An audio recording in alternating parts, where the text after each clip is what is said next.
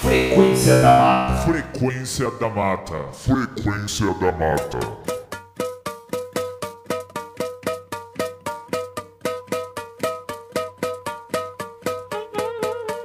Salve, estamos no ar em mais um podcast Frequência da Mata, edição 42. E nessa edição, como costumeiramente fazemos por aqui, divulgar e problematizar a música independente e as articulações sociais, políticas e culturais da cidade e do estado de São Paulo. E para apresentar esse primeiro bloco da edição 42, Natami Diniz. Bom, nesse primeiro bloco a gente vai começar com a banda Entendeu, com a música Filosofia do Caos. A banda Entendeu surge em meandros da década passada no litoral paulista, desenvolvendo um power violence com thrashcore, regado a letras que podem ser resumidas a diversas revoltas, alguns protestos e muito sarcasmo e bom humor. Vamos ter também a banda Catarse, com a música Rap Ativista. Formada na cidade de Suzano em 2007, o rap anticapitalista do grupo Catarse nasceu em 2007 e lançou em 2011 seu primeiro trabalho intitulado Gueto Subversivo. Seus integrantes atuam no movimento negro e fazem a organização do coletivo Hip Hop Livre. Desenvolveram também a Outra Campanha e agora estão com o projeto Povo Forte. Vamos ter também a banda João Tem Braços, com a música Identidade, que surge diante de discussões entre Daniel Braga, Rivair Reis e Grace Gavaza. Esse projeto já tem 10 anos e é voltado para diversos projetos artísticos e culturais. No segundo bloco, teremos a entrevista de cunho social. E nessa edição, teremos aqui Gil, coordenador do programa Vai. O programa para valorização de iniciativas culturais tem a finalidade de apoiar financeiramente, por meio de subsídio, atividades artístico-culturais, principalmente de jovens de baixa renda e de regiões do município desprovidas de recursos e equipamentos culturais. E, em meio a essa entrevista com o programa Vai, teremos os seguintes sons. Sérgio Silva com a música O Samba da Mais-Valia. O Samba da Mais-Valia foi criado por Sérgio Silva em 2005 e foi estruturado em forma de vídeo, que contou com a edição de Júlio Matos, do Laboratório Cisco, filmagem de André La Sálvia e gravação de Eduardo Paiva no Estúdio da Vila. A gente vai ter também Pig Destroyer, com a música Machiavellian, combinando elementos do grindcore, do death metal e do black metal. Pig Destroyer surgiu em 1997, no estado de Virgínia, nos Estados Unidos, e sua sonoridade é caracterizada pela ausência de baixa. E para finalizar, a gente vai ter Max Gonzaga com a música Classe Média, que desde a década de 80 vem se apresentando em casas noturnas de São Paulo. Mas Gonzaga já passou pela banda Albatroz, pelo trio Marimbondos e foi um dos fundadores do clube Caiubi de compositores. Em 2005 inicia sua trajetória solo com o álbum Marginal. No terceiro bloco, teremos a entrevista de cunho musical, explorando a música independente. E teremos aqui a presença de Larissa Basílio. Bom, a Larissa iniciou sua trajetória musical em igrejas evangélicas e com bandas independentes, sendo 2012 o marco de lançamento do seu primeiro material solo, intitulado Lari Basílio, a qual desenvolve uma música instrumental alocada em algumas vezes no meio gospel. E de background teremos nessa edição o trio Metá Metá, com o CD Metal Metal. Com uma sonoridade bem singular, o trio Metá Metá lançou seu primeiro trabalho em 2010 e neste 2012 apresenta um novo álbum com uma pegada bem diferente do rock and roll e repleta de diversas músicas com referências a orixás. Nos inscritos dessa edição temos O Machismo no Rolê. É uma resenha do evento O que é Feminismo e o Machismo na Subcultura Rueiras, organizada pelo coletivo Hash São Paulo e coletivo Jubilades, no centro da cidade de São Paulo. Resenha desenvolvida por Fernando Konezuki. Copa do Mundo de Slam é uma análise de David Oliveira acerca dessa competição que ocorre na França, com os principais nomes do slam do mundo. E teremos também uma resenha de Thiago Ferraz, do festival Morigori, que ocorreu lá em Várzea Paulista, que, dentre tantas bandas, teve a presença do Dead Infection, do MDK, do Expurgo, Lama Negra, diversas bandas, e o Ferraz estava nesse rolê e registrou nesse escrito. E só para acentuar a parceria do Frequência da Mata, agora todas as edições do Frequência da Mata vão rolar todas as terças às 19 horas na web rádio de Fortaleza, Ponto Alternativo. Confira no site www.radio.alternativo.com.br. E o Frequência da Mata tem a realização do Estúdio da Mata, gravação, edição, mixagem, masterização de Daniel Lima, locução, organização e escritos de Fernando Konezuki, escritos sociais de David Oliveira, escritos musicais de Thiago Ferraz, fotografia de Natami Diniz e edição de arte de Carolina Lourenço. Todas as informações do Frequência da Mata estão no www.estudiodamata.arte.br, pelo Facebook, facebook.com/Frequência da Mata, e-mail frequência@estudiodamata.arte.br, e o Estúdio da Mata localiza-se na rua Irmã Emerenciana, 1161, no bairro do Jaçanã. E o Frequência da Mata tem o apoio da Secretaria Municipal de Cultura e do programa Vai. Portanto, esta será a nossa edição 42 do podcast Frequência da Mata.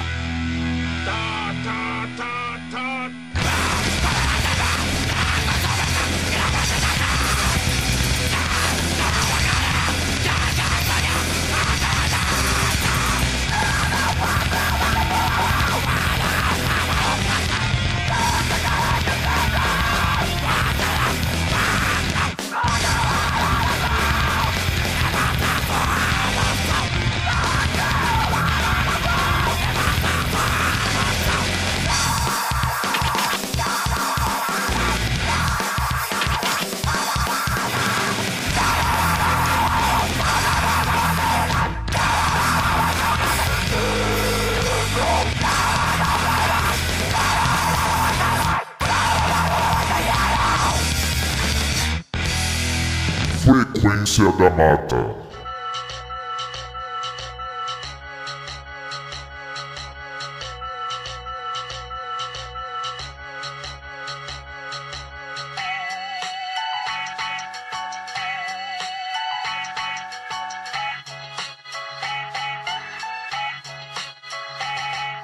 Tentar entorpecer a juventude periférica pra conter a rebeldia na América, na maior potência capitalista do planeta, em meio ao racismo, opressão, turbulência. Consolida o movimento de expressão do gueto, hip hop, cultura de rua, poder do povo preto. Rebeldia direcionada rumo à consciência das mazelas sociais do apartheid, da violência estruturada na sociedade norte-americana pra manter o privilégio da classe branca. O terror dos parasitas, o terror dos playboys, a revanche do gueto contra seu algoz. Os porcos de farda, os colarinho branco, atitude do gueto das minas. Mano, rompimento de valores, novos conceitos, convocação de luta a todos do gueto. Povo lindo, forte combatente, não aceito descaso, segue em frente, orgulho de ser afrodescendente. Respeite minha cor, respeite minha gente. Aqui a rebeldia é um ato permanente, na luta por um mundo diferente. O elo da corrente, atitude coerente, persistente.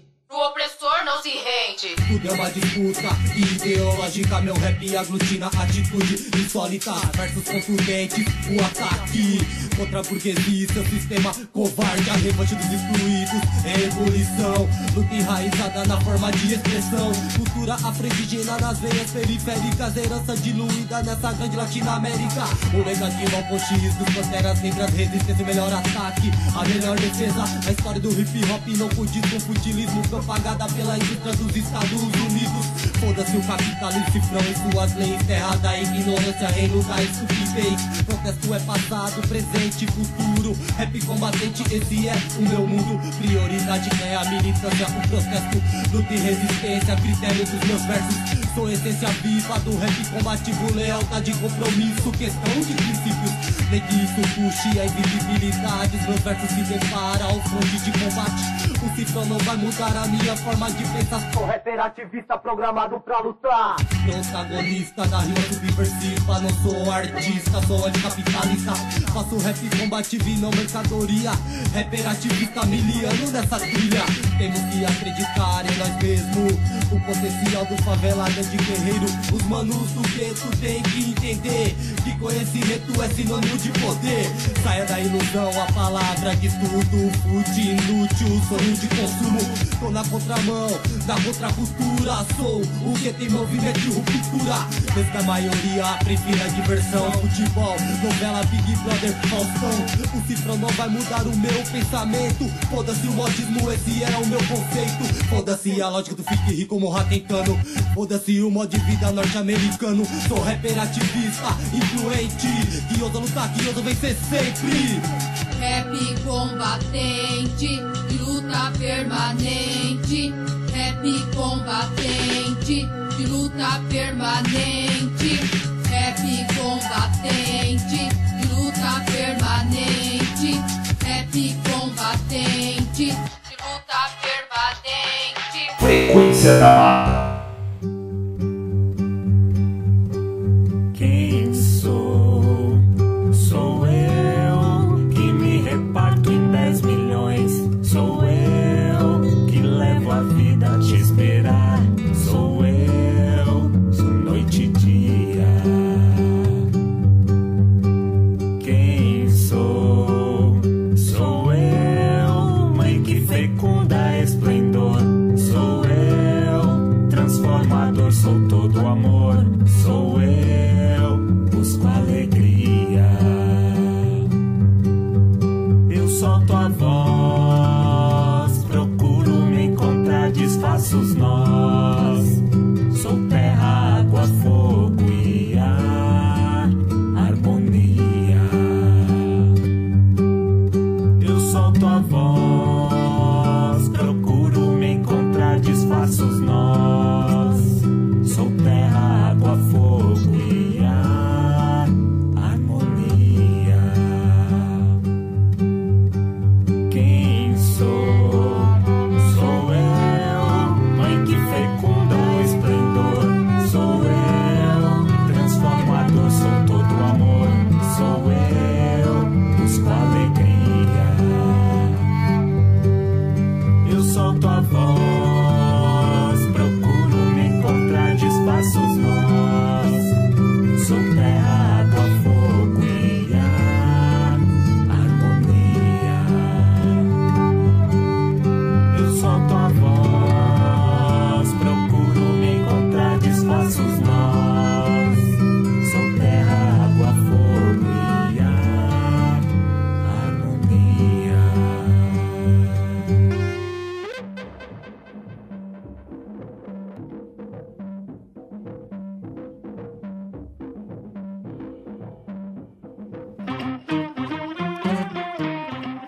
Tamo aí de volta, podcast Frequência da Mata, edição 42. E neste segundo bloco eu tenho o prazer aqui de anunciar o Gil, do programa Vai. Gil, muito obrigado por estar aqui hoje no Jaçanã, nesse trânsito e nessa correria toda. Obrigado a vocês, obrigado pelo convite e parabenizar por essa iniciativa, né? Esse projeto moderno que vocês realizam aqui no Jaçanã, enfim, a gente ficou bastante feliz com o convite. Gil, para as pessoas que nunca ouviram falar, o que é o Vai? O Vai é um programa de financiamento cultural. E o Vai tem algumas especificidades, né? Ele foi criado em 2003 como lei e o objetivo dele é apoiar, financiar atividades, principalmente de grupos ou coletivos jovens que atuam na periferia ou nas periferias da cidade, produzindo e realizando ações culturais. Como é que isso aconteceu? Em 2003, a Comissão Especial para a Juventude na Câmara Municipal percebeu que a cultura era um assunto muito importante para a juventude. Então foi pesquisar, enfim, dialogar com grupos. E essa comissão percebeu nesse momento que existiam muitas ações culturais realizadas na periferia, ou nas periferias, né, porque são diversas, porém elas eram realizadas por grupos, por jovens, e eles não tinham nenhum tipo de apoio. Ou às vezes os apoios estavam relacionados a espaço, formação, mas nunca algum tipo de apoio econômico. E esse não ter apoio econômico também tinha algumas origens. Uma, porque eram jovens e existem algumas pesquisas, inclusive na época tinha uma pesquisa da Fundação Perseu Abramo que falava que 80% dos adultos não confiavam nos jovens.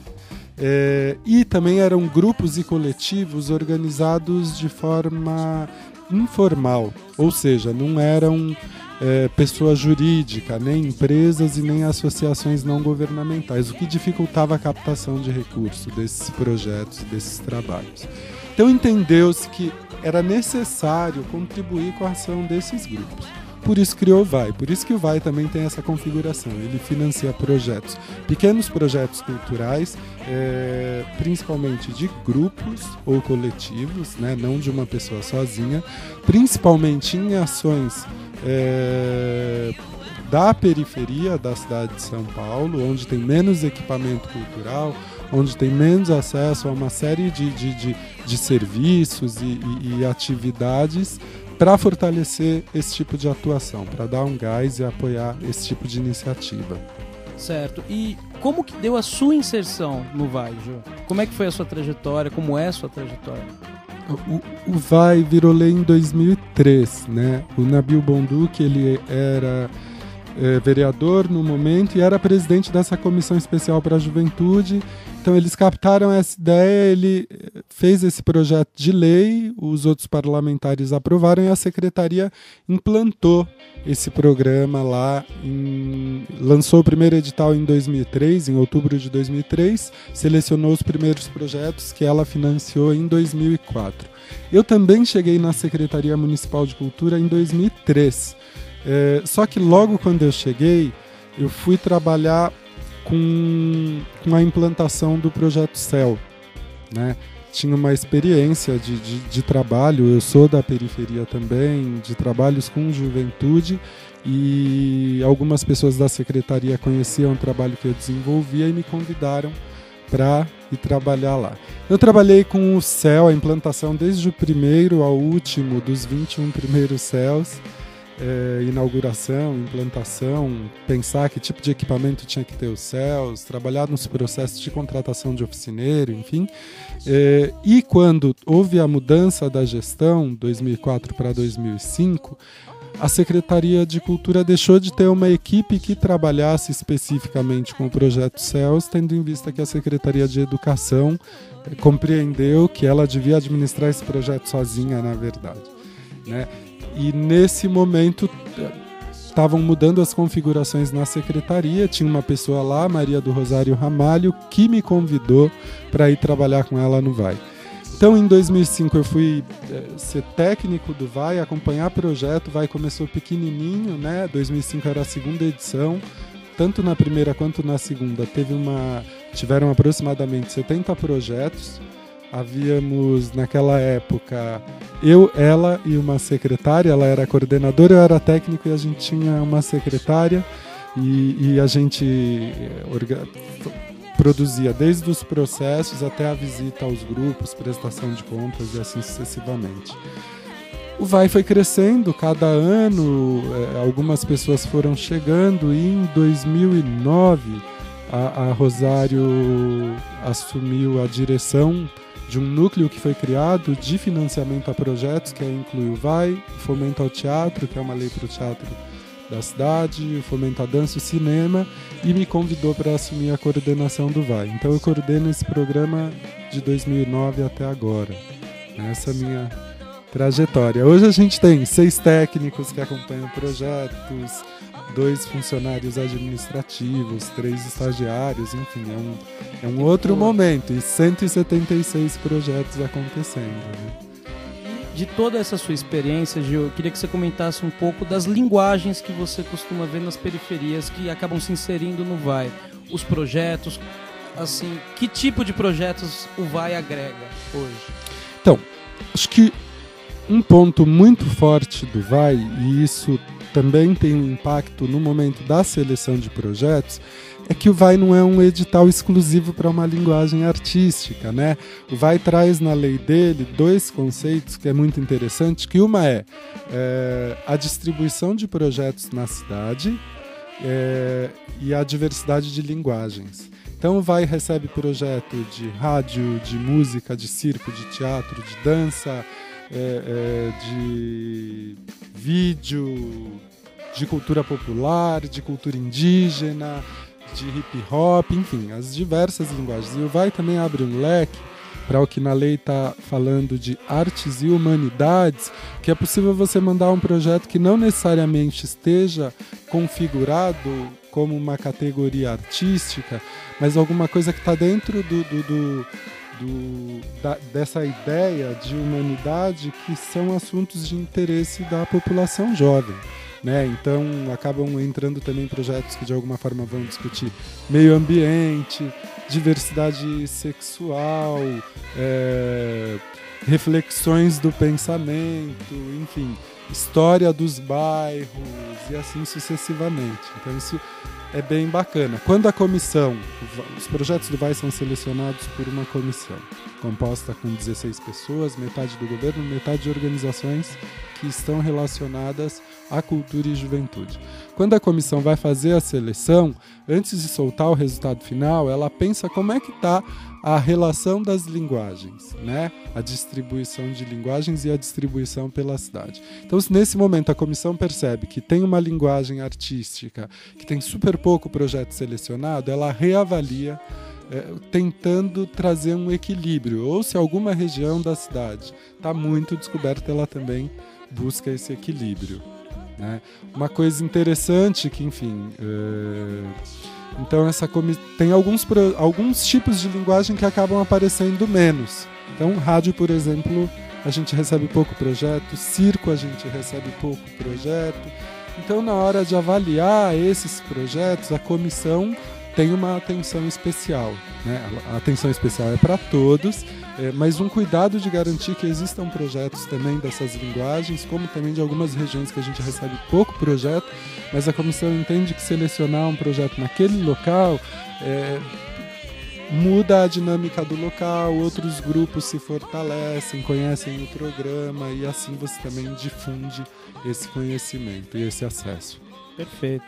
Gil, vou fazer uma pequena pausa agora pra gente rolar o som do Sérgio Silva com o Samba da Mais-Valia.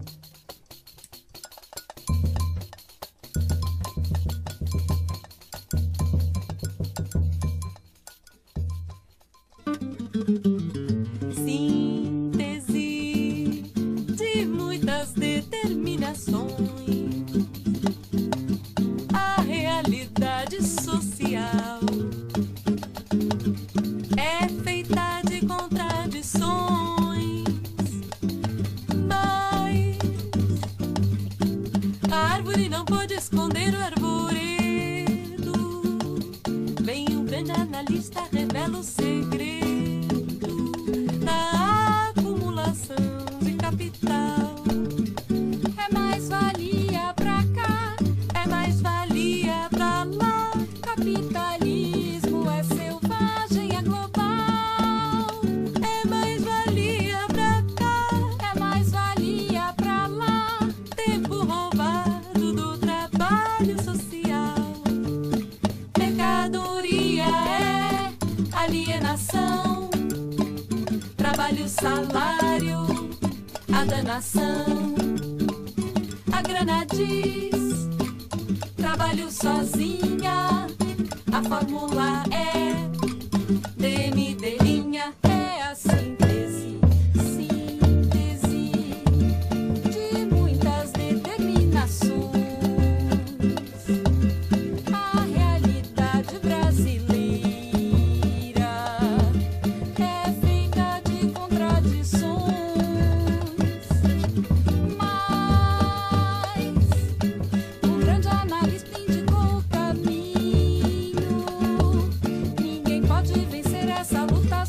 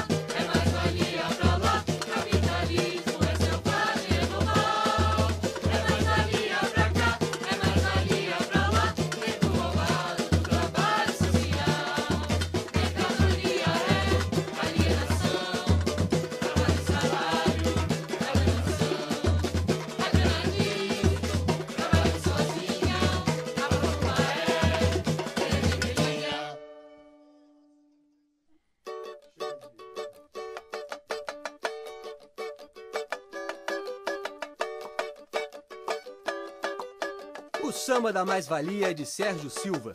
O enredo se apresenta como uma verdadeira aula sobre o manifesto e a teoria da mais-valia. Suas mensagens revolucionárias e suas repercussões políticas nesse país tropical, objeto de uma aprofundada análise social. Um destaque teórico vai para a indicação da Fórmula Geral da Acumulação de Capital, DMD'. No vocal, Analia Cherniavsky e Luciana Barbeiro, dos Independentes do Gênero. No coro, Gabriel Rezende, Caio, Chico, Eduardo e Sérgio. No violão, Gabriel Rezende. No cavaquinho, caixa, repinique e tamborim, Caio Camargo, da Bateria Pública. No pandeiro, surdo e agogô, Chico Santana, da Bateria Alcalina. Apresentação de Eduardo Osório. A gravação foi feita por Eduardo Paiva, no Estúdio da Vila, em Campinas, no dia 18 de fevereiro de 2005, 10 dias depois do Carnaval. Sérgio Silva agradece a todos pela participação. Valeu, Bodinho!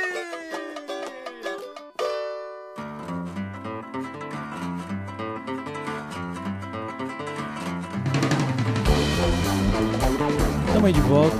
Gil, algumas pessoas pontuaram algumas críticas em relação ao Vai, que algumas vezes os projetos que acabam conquistando esse financiamento perdem a sua essência periférica e acabam entrando numa inserção com outros grupos de um âmbito mais, vamos dizer assim, fora da periferia. Acaba perdendo essa identidade. Como que você analisa essa crítica, Gil? É a primeira vez que eu ouço essa crítica e eu acho extremamente interessante, na verdade. Realmente é uma novidade pensar dessa forma ou ter essa informação. No Vai, a gente estimula bastante que os projetos se conheçam, né? E eu acho que o Vai também contribuiu, né? A gente tem um cenário muito diferente nas periferias da cidade. Muito diferente de 10 anos atrás, de quando o Vai começou, né? Tem algumas coisas importantes. Uma coisa que eu falo é: os grupos não são do Vai. O Vai é que é dos grupos, né? Essa é a ideia, porque um dos critérios do programa é apoiar principalmente aquelas iniciativas e aquelas atividades que já estão acontecendo e que precisam de algum tipo de apoio para o seu desenvolvimento. Mas hoje a periferia, eu entendo que ganhou uma notoriedade ou um pouco mais de conhecimento e respeito em relação à sua produção. Os grupos sempre fizeram e sempre vão fazer. Eu acho que a diferença do Vai, que é um pequeno recurso, a gente não falou ainda, mas o Vai lá em 2003 começou com 15 mil, esse ano de 2012 foi 23 mil, 2013 vai ser 25 mil. Ele contribui para que as ações, os produtos tenham um acabamento melhor, né? Ele contribui também para realizar alguns tipos de ações que antes não eram possíveis e com esse recurso você consegue implantar de alguma forma, executar essa ação. Então a gente estimula muito que esses projetos se conheçam. Logo no começo do ano a gente promove um encontro que a gente inclusive divide por região, né? Macro-região, que a gente chama. Então os projetos da Zona Sul vão se conhecer, da Zona Leste, assim sucessivamente, porque às vezes tem um projeto numa rua de música e tem um projeto na rua de baixo de teatro e eles não se conhecem, né? E também a gente faz esse encontro por linguagens, porque às vezes você tem uma pessoa que está produzindo vídeo no extremo leste, com outra que está produzindo vídeo na Zona Norte, e eles têm figurinhas a trocar, desde dicas de onde eu estou comprando equipamento, que tem um preço mais interessante, ou como é que eu resolvi determinada situação. E esse encontro ele acaba estimulando uma articulação. Então, na verdade, até hoje eu só ouvi coisas positivas sobre esse tipo de articulação, de fortalecimento de redes, né? Hoje existem redes de grupos jovens, de grupos não jovens, mas da periferia, que dialogam, que um participa da atividade do outro. Dia desses eu estava em São Miguel Paulista, num festival de literatura, e tinha um grupo de parelheiros que promove cortejos literários que estava lá, e numa outra situação esse grupo de São Miguel estava também em Parelheiros, e assim sucessivamente. Eu não acho que o Vai faz esses projetos perderem sua característica periférica. Eu acho que, na verdade, eu acho que esses projetos têm um outro tipo de salto qualitativo, é um momento de aprender a fazer gestão do recurso público, é um pequeno dinheiro, mas é um dinheiro importante. E também eu acho que a gente deu um outro salto na produção, né? Muitos grupos, projetos conseguiram, depois do Vai também, se articular com outros tipos de apoio. E para produzir cultura a gente precisa de apoio, de recursos financeiros, sim. A cultura é um direito, né? A cultura não é para tirar ninguém das drogas, para resolver problema social. Para isso a gente precisa de arroz, feijão, distribuição de renda e uma infinidade de coisas. Mas a cultura é um direito do ser humano. Desde que a gente se entende por humano, a gente dá a mão, dança em roda, desenha na pedra, enfim, é uma expressão natural. Não vejo dessa forma, não. Gil, outra questão para ti. Alguns projetos do Vai, eles alçam bandeiras políticas, como acho que todo coletivo, todo projeto tem um direcionamento político. Como que a Secretaria da Cultura, ela lida com essa questão dos projetos que ela financia levantarem bandeiras políticas que muitas vezes são opostas ou diferentes da linha da prefeitura, no caso? É importante a gente situar que a cultura, né, essa coisa tão inerente ao homem, ela tá ligada à prática e à reflexão e à contestação. Então tem alguns elementos. A cultura traz esse elemento e a juventude traz esse elemento de contestação, de experimentação, de inovação, né, de questionar. Então, uma coisa interessante que acontece nos últimos anos no Vai, mas também na maior parte dos programas de apoio dos governos municipal, estadual e federal, é que essas seleções são feitas por comissões. Muitas vezes, como no caso do Vai, essa comissão é uma junta de servidores do poder público com pessoas de organizações da sociedade civil ou pessoas que têm um reconhecido conhecimento em determinada área da cultura. Isso faz com que essas seleções sejam um pouco mais livres de qualquer tipo de cerceamento político ou ideológico. Uma coisa também muito importante no Vai, e eu tenho muita clareza disso, a gente reflete sobre isso, é que o acompanhamento da equipe do Vai é um acompanhamento de gestão, né? Nós não interferimos no projeto artístico ou nas intenções ideológicas dos grupos.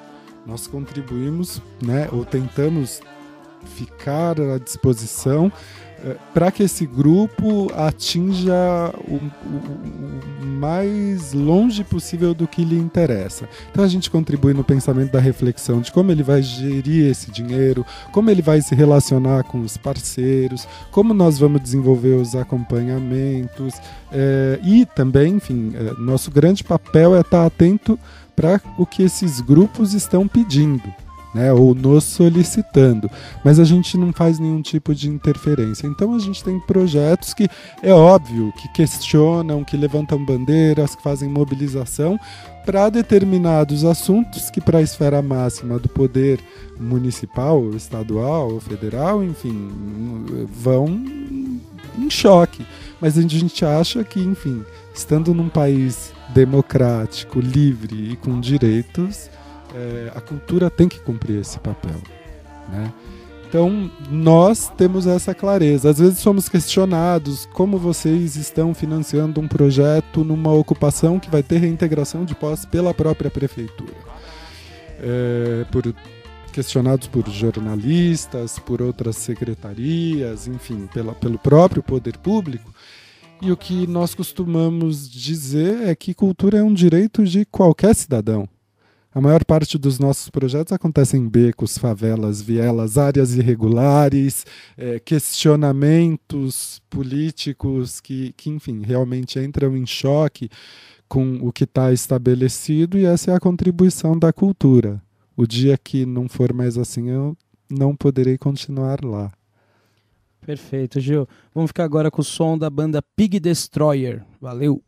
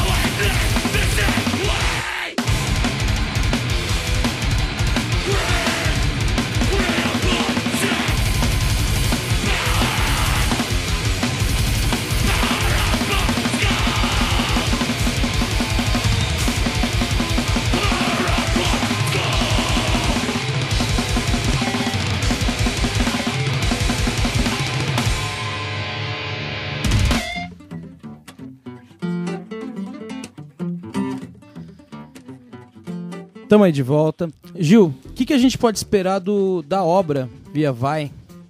O que tem na obra, essa obra lançada pelo programa Vai? O que as pessoas que vão comprar, o que elas podem esperar desse trabalho? Bom, o Via Vai é uma pesquisa, né? Quando o programa completou 5 anos, a gente lançou um caderno, um livro que a gente chamou de Vai 5 anos, entendendo que naquele momento o programa tinha alcançado um patamar de consolidação. E foi legal publicar essa obra porque ela, na verdade, efetivou essa consolidação. Outros grupos, outros estados e municípios conheceram o programa por conta desse registro. Então essa obra trazia a história do Vai, que impacto isso tinha para os grupos, diversos depoimentos, enfim, foi bastante interessante.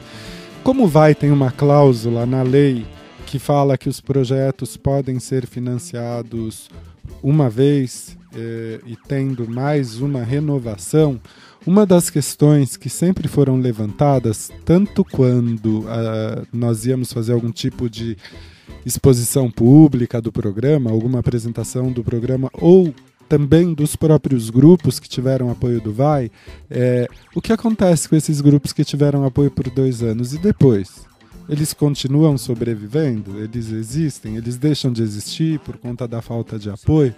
Isso também já pré-anunciava uma necessidade, né? já pré-anuncia uma necessidade de outros tipos de apoio, na verdade, para quem está produzindo. Como Vai é um edital que muitas vezes a gente fala que estaria numa categoria de iniciação, não tão simples assim, mas tentando deixar mais claro, o que vem depois disso?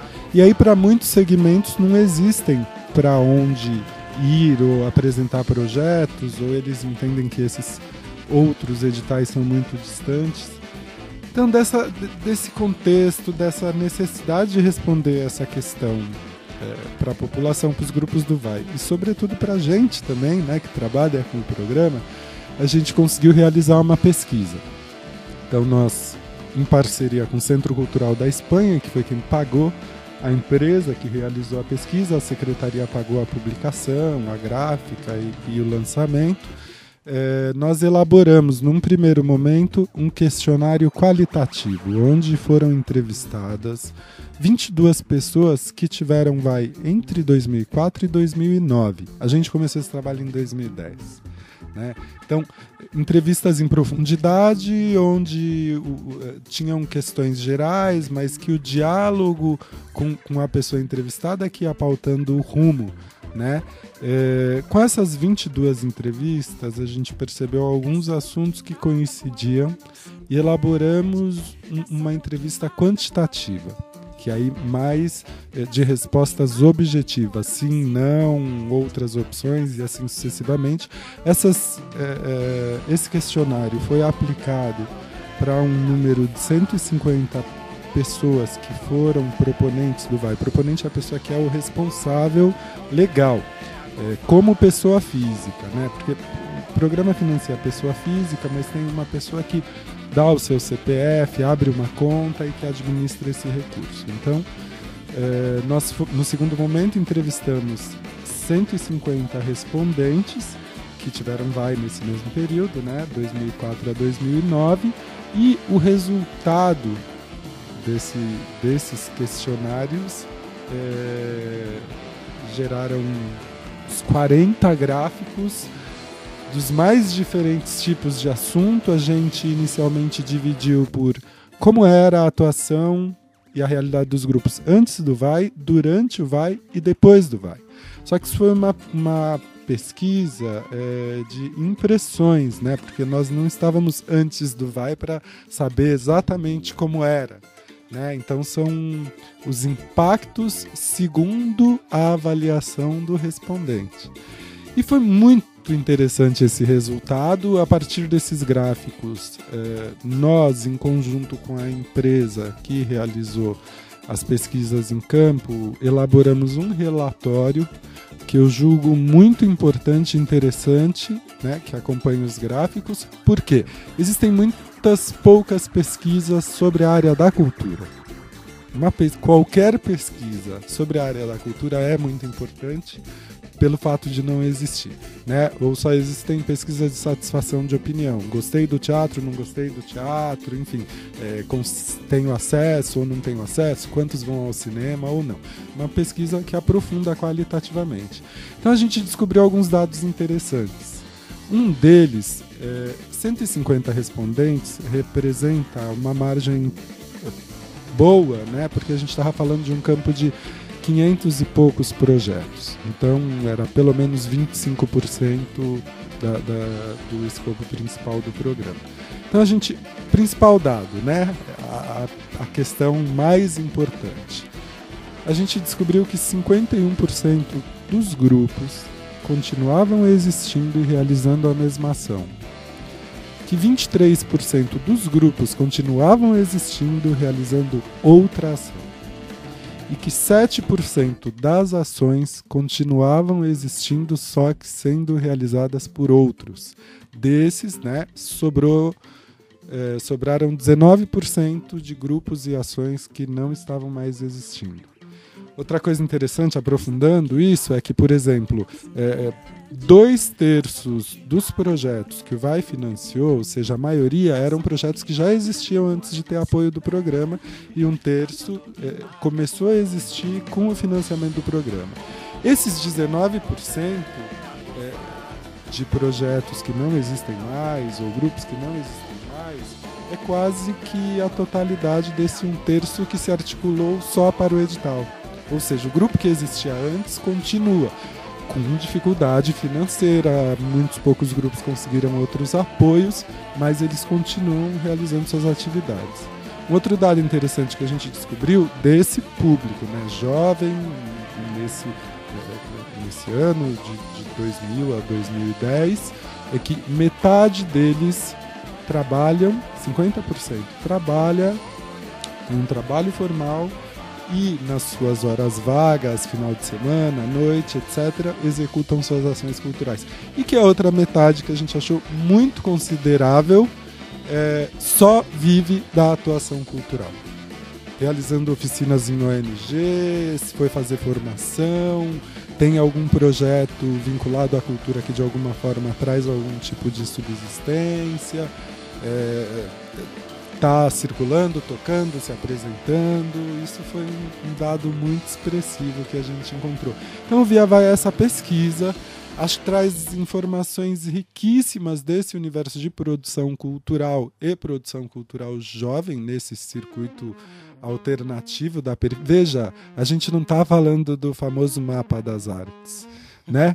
A gente está falando da Brasilândia, do Capão Redondo, da cidade de Tiradentes, né?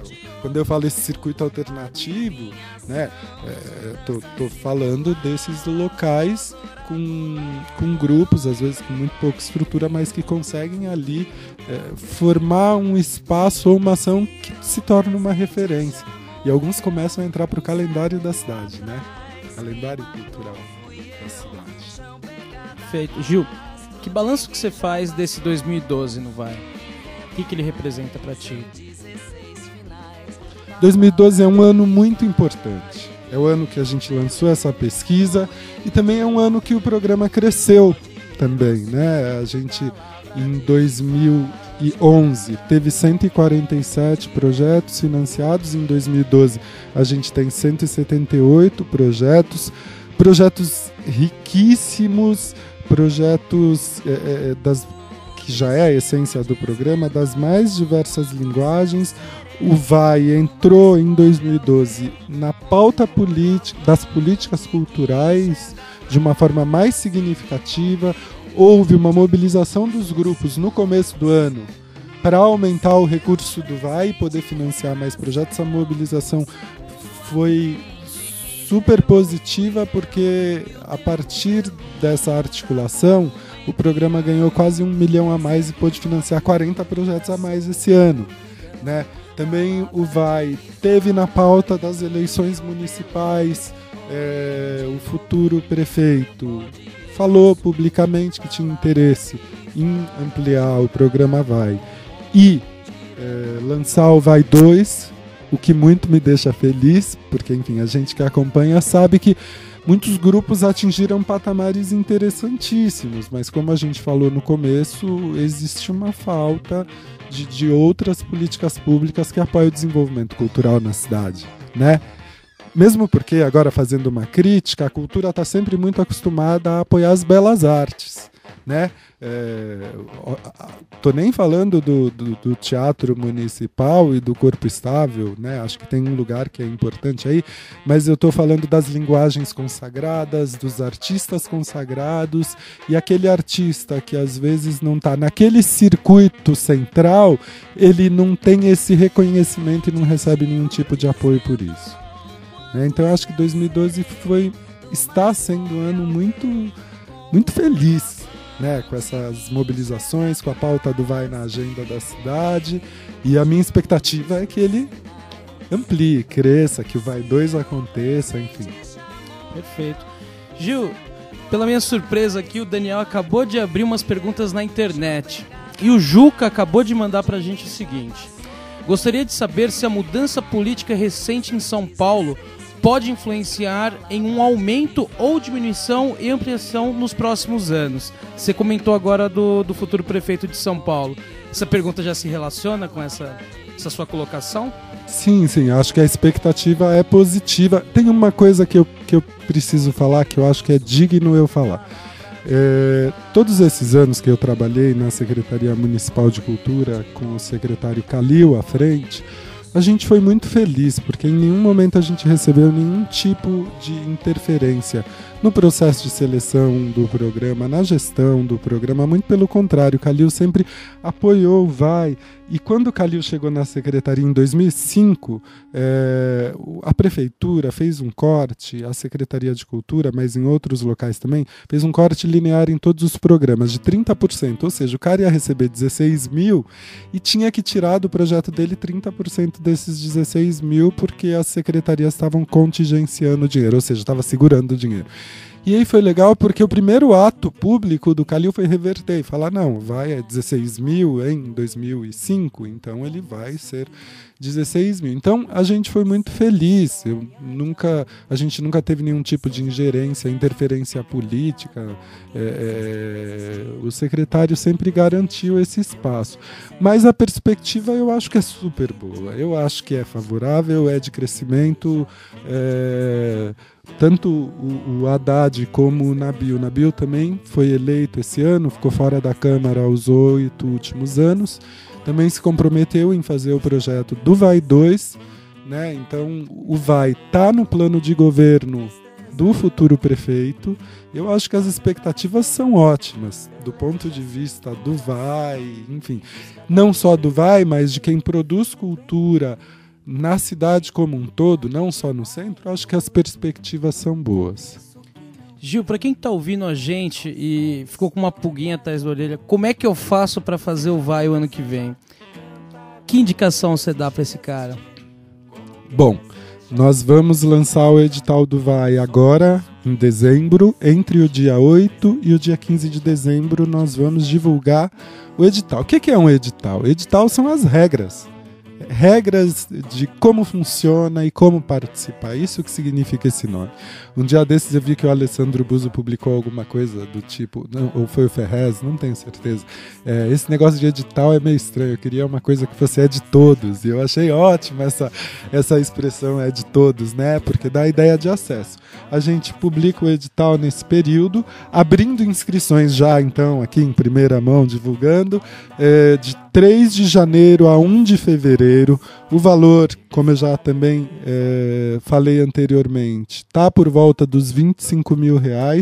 Você elabora um projeto, né, que precisa ter algumas informações básicas de quem é você, quem é o seu grupo. Então, contar a história do seu grupo é importante, porque isso mostra para a comissão a trajetória que vocês já estão desenvolvendo, né? Então, você vai contar ali também o que você quer fazer, né, onde você quer chegar, chegar, esses são seus objetivos. O VAI abre um edital que é para realização de projetos em 8 meses, então você desenvolve um plano, um cronograma de como é que você vai desenvolver o seu projeto nesses 8 meses e vai fazer um orçamento. Não é um orçamento super detalhado, onde você vai ter que pôr o preço de cada garfo, mas é interessante que seja um orçamento claro, quando você fala, olha, são 3, 4, 5, 6, não sei quantas pessoas trabalhando, cada pessoa vai receber tanto, isso dá um total X no final do mês, ali, no final do projeto. Nós precisamos desses equipamentos, nós precisamos desse tipo de material de consumo e estamos reservando tanto para essa situação. Não esquecer de reservar uma pequena verba, eu vou chutar no máximo R$200 para pagar as taxas do banco, que todo mundo esquece, mas que o banco cobra. Pensar que se você vai fazer algum tipo de circulação, você precisa prever transporte. Às vezes é selecionado um projeto que pensa a circulação e esse cara esqueceu de prever o transporte. No VAI também, durante o processo, se o grupo consegue economizar dinheiro de uma parte e sugerir mudar para outra, a gente está lá para autorizar, conversar, ver como fazer isso, né? Acho que as dicas são essas e, assim, são 2 vias do projeto, você entrega nesse período de janeiro e o resultado sai em março, né? Mas na segunda quinzena de março. A criatividade é um dos critérios importantes do programa, então seja criativo. O VAI não tem um edital fechado, tem que ser desse jeito, tantas linhas, tantas palavras. O ideal é que o projeto mostre, espelhe o seu contexto, a sua vontade de atuação e que ao mesmo tempo tenha consistência, né? Um projeto nada mais serve do que para medir a consistência da sua proposta. É isso. Acho que essas são as dicas principais. Enfim, e boa sorte para todo mundo. Uma coisa que eu sempre falo, né, que tem um ditado que as pessoas falam muito: você nunca vai ganhar na Sena se você não jogar, né? No VAI é muito mais fácil do que ganhar na Sena, né? Porque a Mega Sena é 1 em 1 milhão e o VAI, nesses últimos anos, tem uma média de 5, 6 projetos para 1. Ou seja, a cada 5 ou 6 projetos, 1 é selecionado. Então tem casos de gente que mandou VAI 3 anos e não foi selecionado e no 4º conseguiu. Teve gente que mandou 1 ano, não conseguiu e não mandou nunca mais. Teve gente que nunca elaborou o projeto, escreveu e foi selecionado e a partir daí começou a desenvolver esse projeto. Eu acho que o importante é participar. E quanto mais projeto de uma determinada região aparece, é interessante porque no final das contas, querendo ou não, mais projetos nessa região também vai ter. A gente está no 3º ano em que o Campo Limpo, aquela região da Zona Sul, apresenta o maior número de projetos, né? E o local que hoje mais tem projeto do VAI é no Campo Limpo. Não simplesmente porque eles apresentaram o maior número, né? Porque a comissão também faz essa correção. Tal região apresentou pouco, então também vamos apoiar ali.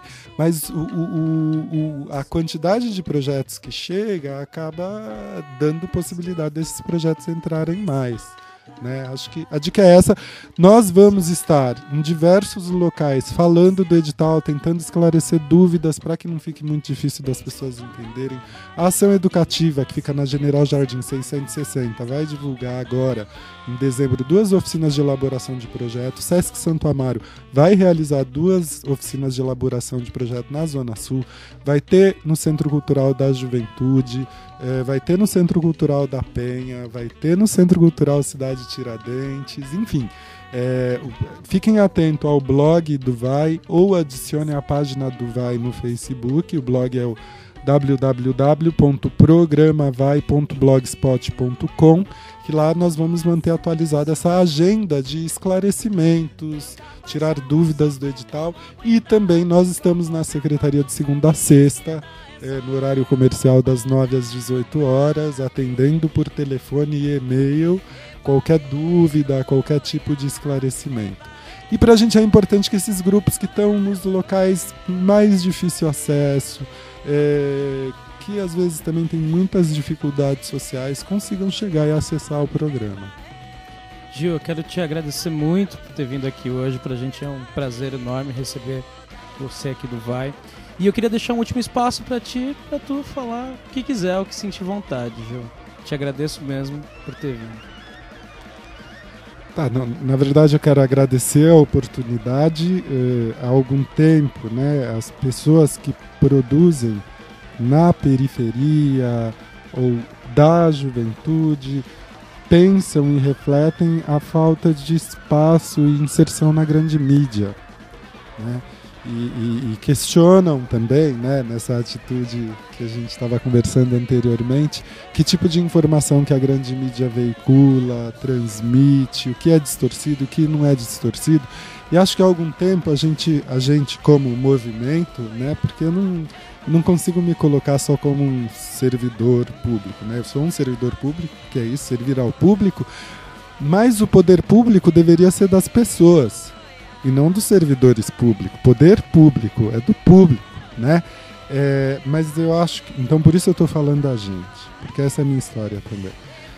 Acho que com o tempo a gente foi tomando consciência de que a gente também precisa ser nossa própria mídia. E estar aqui hoje, para mim, é muito importante por já há muito tempo entender isso e reconhecer isso como importante. Então, queria, na verdade, falar que eu acho que o trabalho de vocês é demais, de todo mundo que produz mídias, que produz comunicação, né, de todas as formas possíveis, hoje com destaque para a internet, porque é onde a gente consegue entrar, mas para todo mundo que pauta a notícia, né, seja no seu Facebook, na sua página pessoal. Pautar notícia a partir da nossa própria realidade é contribuir para o mundo das informações. Ela passa a existir e chega um momento que não dá para ser ignorada, né? Ela é incorporada. Então, estou feliz com isso, estou feliz com o que está acontecendo. Acho que a gente vive um momento social muito difícil, tem muitos jovens morrendo, principalmente não, na periferia, muito jovem preto de periferia e pobre morrendo. E o problema é que são jovens que não têm passagem pela polícia, que muitas vezes está voltando da faculdade, pessoas inocentes que às vezes param num bar para assistir um jogo, mas eu acho que a gente tem poder de mudança, de consciência, a gente tem poder de humanidade, e essa humanidade eu acho que até hoje ela sempre venceu a violência. Né? Ela está posta e, querendo ou não, estamos aqui organizados em sociedade. Com uma super desigualdade social, uma série de coisas, enfim, não vou entrar nesse mérito, mas eu acho que a relação humana ainda está pautando os nossos encontros, e nesse aspecto, obrigado pelo encontro com vocês todos aqui, pessoalmente e virtualmente. Gil, muito obrigado mesmo. A gente vai ficar agora com o som de Max Gonzaga, com a música Classe Média.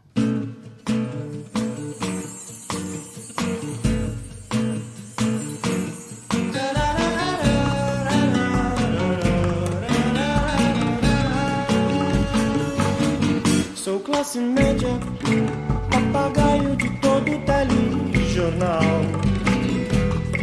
Eu acredito na imparcialidade da revista semanal. Sou classe média, compro roupa e gasolina no cartão.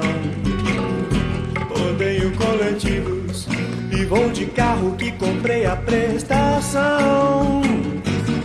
Só pago impostos, estou sempre no limite do meu cheque especial. Eu viajo pouco, no máximo um pacote trianual. Mas eu tô nem aí, se o traficante é quem manda na favela. Eu não tô nem aqui, se morre gente ou tem enchente em Itaquera. Eu quero é que se exploda a periferia toda. Mas fico indignado com o Estado quando sou incomodado pelo pedinte esfomeado que me estende a mão. O para-brisa ensaboado é camelô, bicho com bala. E as peripécias do artista malabarista do farol. Mas se o assalto é em Moema, o assassinato é nos Jardins, e a filha do executivo é estuprada até o fim. Aí a mídia manifesta, a sua opinião regressa de implantar pena de morte ou reduzir a idade penal. E eu que sou bem informado, concordo e faço passeata, enquanto aumento a audiência e a tiragem do jornal. Porque eu não tô nem aí se o traficante é quem manda na favela. Eu não tô nem aqui se morre gente ou tem enchente em Itaquera. Eu quero é que se exploda a periferia toda. Toda tragédia só me importa quando bate em minha porta. Porque é mais fácil condenar quem já cumpre pena de vida.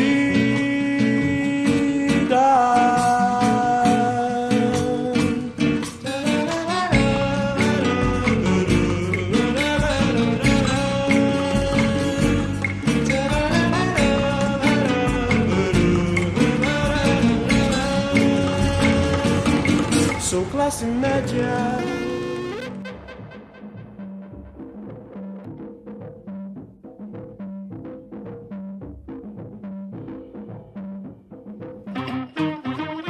Tamo aí de volta, terceiro bloco, podcast Frequência da Mata, edição 42. E nesse terceiro bloco, o nosso bloco da música independente, eu tenho o prazer aqui de anunciar Larissa Basílio. Larissa, muito obrigado por ter comparecido hoje aqui. Prazer enorme estar aqui com vocês. Muito legal o projeto de vocês. Muito obrigada pelo convite. Larissa, primeiramente, como é que foi sua inserção no meio musical? Como que você entrou nesse meio? Eu comecei desde pequena, fazendo aula de órgão. Meus pais me incentivaram na música desde cedo. Uns 4 anos eu comecei a estudar órgão. E sempre tocando, e desde pequeno eu ia pra igreja também, então a gente sempre tem um contato, a gente tem que sempre estar muito perto da música, de músicos, dos instrumentos. E aquela vontade de tocar foi aumentando. E eu estudei até uns 12 anos órgão. E depois de um tempo, meu pai também, que brinca com violão e tudo mais, me ensinou uns acordes de violão e eu fui brincando também. Depois peguei sozinha, comecei a estudar sozinha, pegando de ouvido, estudando, tocando em casa, e assim rolou minha paixão pela guitarra. Começou tudo no violão, até que hoje eu tô aqui só na guitarra mesmo. O mundo gospel, Larissa, qual foi a influência dele pra ti? Então, como eu falei, eu nasci na igreja desde pequena, sou criada na igreja. E eu sempre toquei na igreja, minha família toda é cristã. Então tem uma influência muito grande isso na minha vida. E eu tenho certeza que a influência musical vem muito do lado cristão. A igreja em si, ela revela muitos talentos gospels, muita gente boa mesmo. E é uma influência muito, muito legal mesmo. Muito bacana. Sua inserção também, além da música gospel, se deu através de bandas.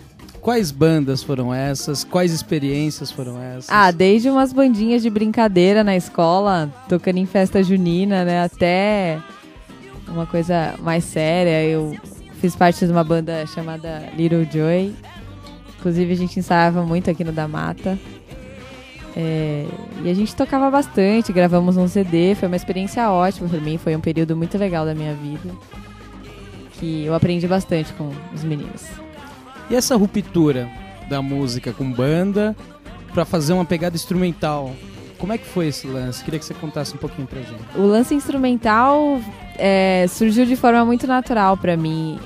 Eu sempre tive esse desejo muito grande assim, dentro do meu coração de ter algo instrumental, porque a paixão pela guitarra veio muito forte. Eu sempre ouvi música instrumental e gostava muito. Então foi natural. De repente, quando eu vi, eu tinha algumas músicas instrumentais e rolou. Aproveitei minha banda em casa, meus irmãos para tocar comigo e surgiu. Simplesmente aconteceu, foi super natural. Perfeito. Larissa, eu vou fazer uma pequena pausa agora pra gente escutar um pouco do som que você faz.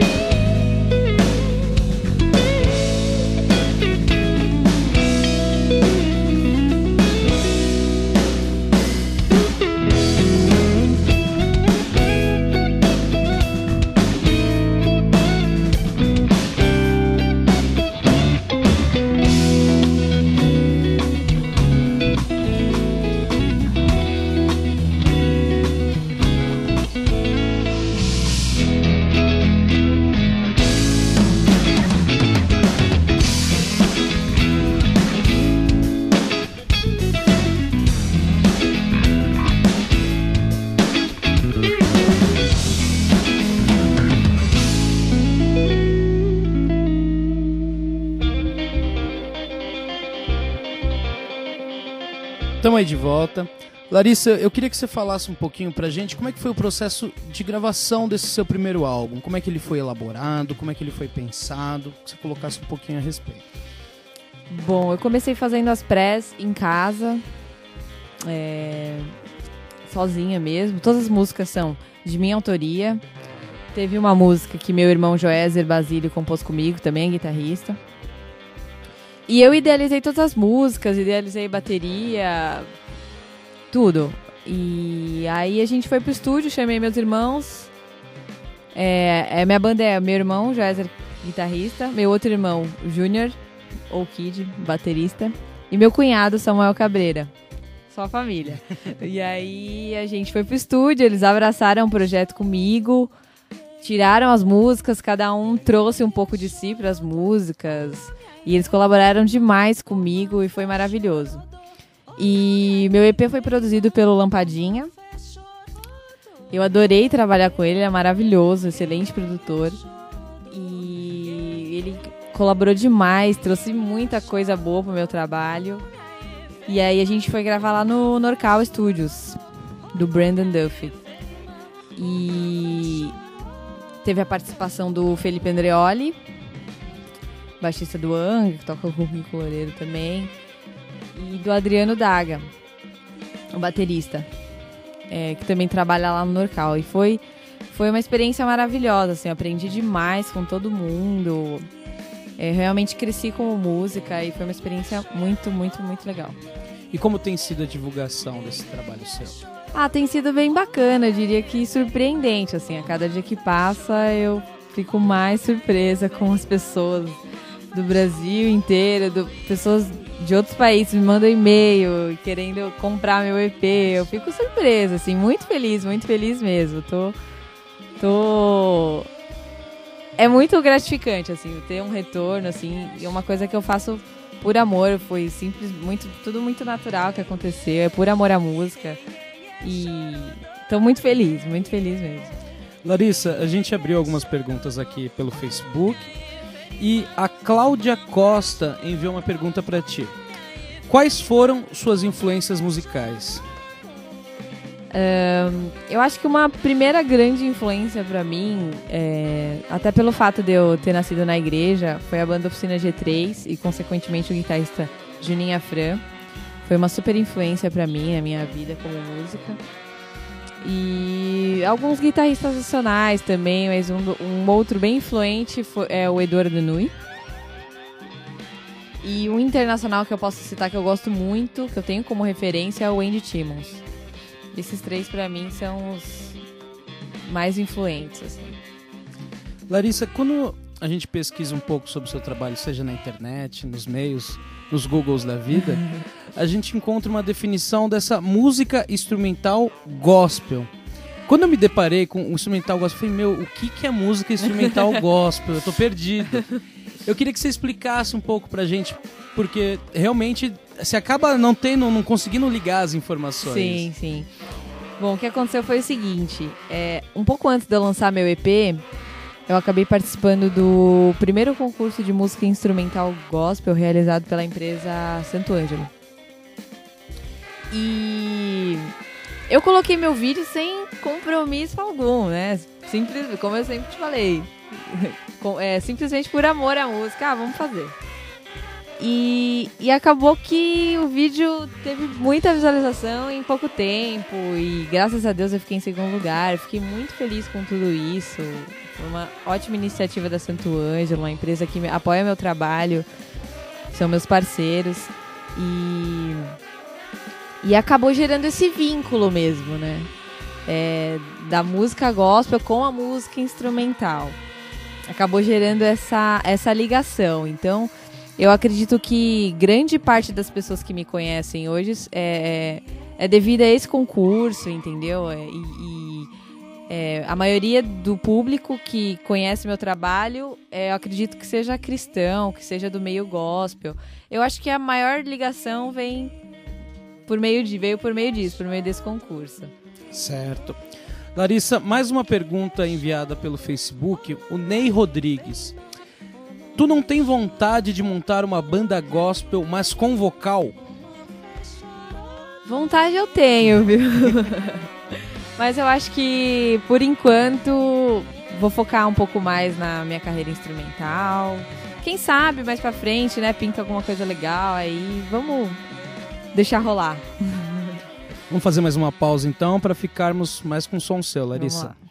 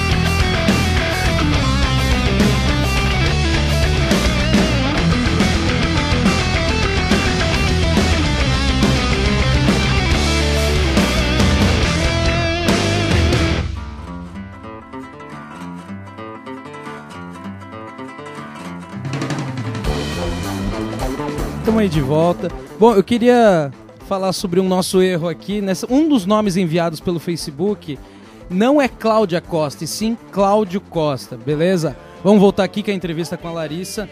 Larissa, queria que você explicasse um pouco pra gente também do Frequência da Mata o que difere a cena gospel instrumental de uma cena instrumental normal. Normal não acho que não é o termo mais correto usar normal, mas fora do meio gospel. Olha, a música instrumental eu acredito que ela seja bem ampla, assim. A música em si é universal, né? E essa diferença é muito pessoal. É muito, por exemplo, como eu posso dizer, a minha... é pessoal, é da fé de cada um mesmo, porque a música é universal, ela é ampla, e eu acho que... a minha ideia é passar uma mensagem para as pessoas, entendeu? Da minha fé e de como isso influencia na minha vida. Mas... a música instrumental não tem fronteiras, não tem barreiras e a divisão é mínima. É simples. Larissa, mais uma pergunta enviada pelo Facebook. Wellington Pereira, depois de explodir, como que é lidar com a fama e relacionamento com Deus? Bom, eu não acho que eu seja famosa, mas tudo bem, né? Mas o relacionamento com Deus tem que ser melhorado a cada dia. Isso a fama não pode influenciar em nada. A gente tem que buscar estar mais perto de Deus mesmo a cada dia. Nossa vida espiritual, a gente tem que se fortificar na fé mesmo e buscar mais a Deus. E a fama não deve influenciar em nada. Certo. Larissa, quais são os seus próximos passos nesse meio? Eu pretendo lançar mais músicas, fazer um EP novo pro ano que vem, se Deus quiser. Tô compondo. E é isso, tocar o barco. Eu tô muito feliz aqui com esse trabalho, muito mesmo. Que balanço você faz de 2012? Nossa, 2012 foi maravilhoso. Em pouco tempo eu realizei muitos sonhos e eu só tenho mesmo que agradecer a Deus, a todas as portas que Ele me abriu, porque são coisas impressionantes, assim. Eu tô muito feliz mesmo e saldo positivíssimo de 2012. Perfeito. Eu queria que você acentuasse, Larissa, quais foram as apresentações suas mais significativas? Bom, olha, como é bem recente, né, meu trabalho, como foi esse ano que eu lancei, pra mim foi um sonho, assim, ter tocado no Tajima Dream Team 2012. Isso pra mim me marcou bastante, porque eu sempre olhava de fora. Na Expo Music também, eu sempre olhava de fora e de repente, quando eu me vi, eu tava dentro. Foi muito rápido, de repente. Então, esses acontecimentos desse ano marcaram muito a minha vida, assim. E eu tô bem feliz. Larissa, quero te agradecer imensamente por ter vindo aqui hoje no Estúdio da Mata, aqui no Jaçanã. Mas antes, eu quero deixar um espaço para ti, para você falar o que quiser, como quiser. O microfone é teu, sinta-se à vontade, Larissa. Quero agradecer vocês pelo convite, parabenizar pela iniciativa. É muito bacana o projeto de vocês. Agradecer as empresas que apoiam o meu trabalho, a Tajima, Santo Ângelo e a NIG. Todo mundo que trabalhou comigo esse ano, meus irmãos que me acompanham, a Baço também, Lampadinha, Tadeu Bara, meu fotógrafo, filmmaker, e eu tô muito grata. Galera que quiser saber mais sobre o meu trabalho, laribasilio.com.br, lá tem todos os meus canais. E é isso aí, Deus abençoe vocês e agradeço mais uma vez o convite. Vamos encerrar essa edição 42 então, com Larissa Basílio. Obrigado.